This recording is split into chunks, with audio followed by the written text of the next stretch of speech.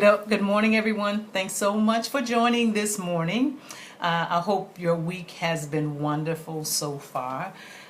This morning, I want to talk about what's that in your hand. That was the Monday motivation that was posted on Monday, that I posted on Monday. And I want to talk a little bit about that. What is that in your hand?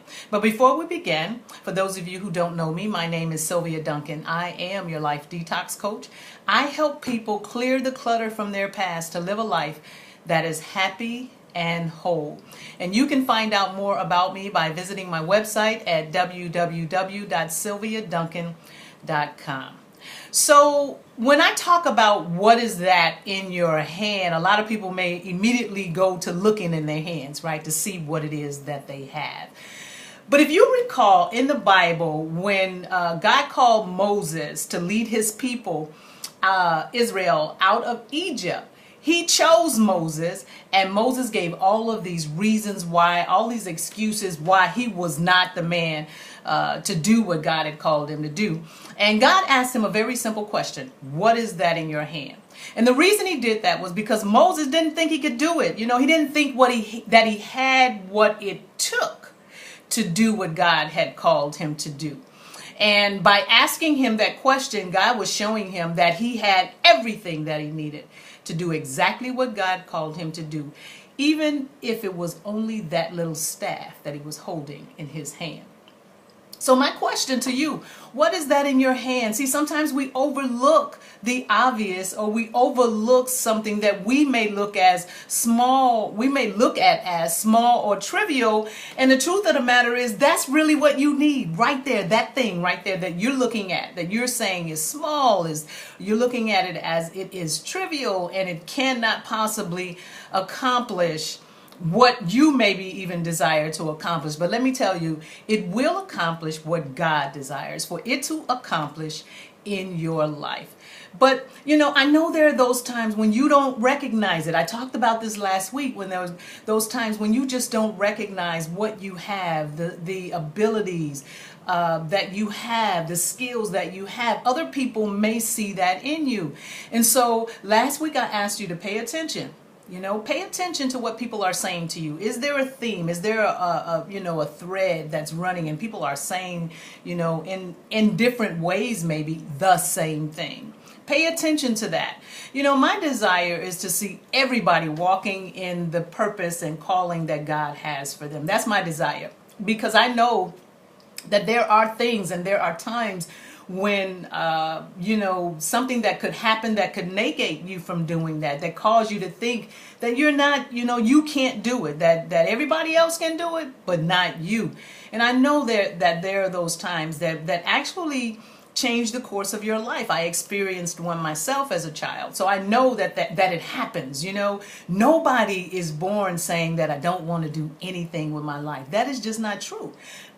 Every child is born with a dream. We all have them. You know, when you're growing up, you say, I want to be this or I want to be that. You know, and then there are those things, I want to call them catastrophic things that happen that change the course of your life. Well, I'm here to tell you that you can get back on course. Doesn't matter what happened. Doesn't matter when it happened. It doesn't even matter, why it happened, or if it has taken a long time for you to get to the point to realize that it doesn't matter. You know, you're older. Does not matter. Our God is so awesome that he is a restorer, right?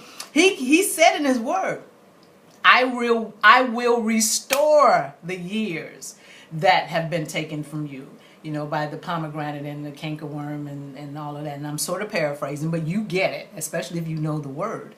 He's a restorer. He can give back to you, what was taken from you. And it does not matter your age. It does not matter where you're starting out. What matters is that you recognize that you have all that you need to do what he has called you to do right there in your hand. So I want you to take some time and just really think about that. Think about what you have in your hand. Before you give up on you, Think about what it is that you have that you can use. And as I've been sort of saying over the past couple of months, past couple of weeks rather, if you can't recognize it, then bring on someone alongside you to help you with that. It would be such a shame for you to end without walking in your calling and walking in your purpose. What a shame. Because what you have, that thing that you have that is going to enable you to do what God has called you to do, if you don't do it, then who? Then what? Really? Those people that are depending on you. What? Let me encourage you, my sister, my brother, whomever may be listening to this. Let me encourage you. Light the fire again if it has gone out. Light the fire again. Look at what you have in your hand and get started. That's what I wanted to talk about with you for this week.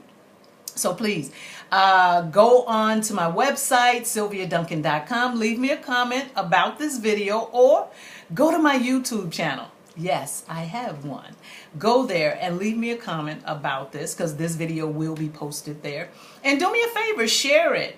Just share it. If you've been encouraging someone to step out on faith and they've sort of been holding back because they didn't think that they were capable, that they had the skills, that they had the ability, share this video with them. I'm telling you, if Moses can do it, you can do it. Grace and peace.